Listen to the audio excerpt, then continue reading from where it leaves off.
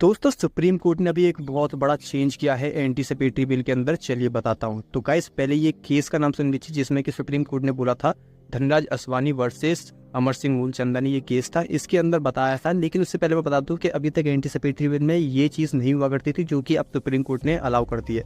तो अगर मान के चलिए ए नाम का व्यक्ति है जिसके ऊपर पहले से ही कोई क्राइम करने का चार्ज लगा हुआ है, FIR दर्ज हो चुकी है और वो पहले से ही जेल में है, और मान के चलिए अगर उसके ऊपर कोई दूसरा अपराध कायम हो जाता है या कोई FIR लग जाती है, तो भाई दूसरे अपराध के लिए वो एंटीसिपेटरी बेल नहीं ले पाता था अब तक।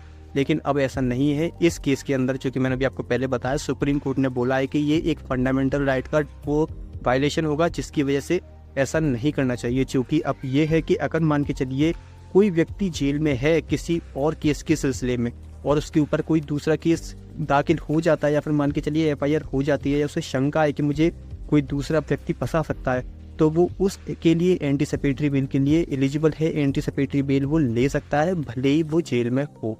तो गाइज ये सुप्रीम कोर्ट ने अपने इस जजमेंट में बोला था, जो कि काफ़ी ज़्यादा चेंज है भाई।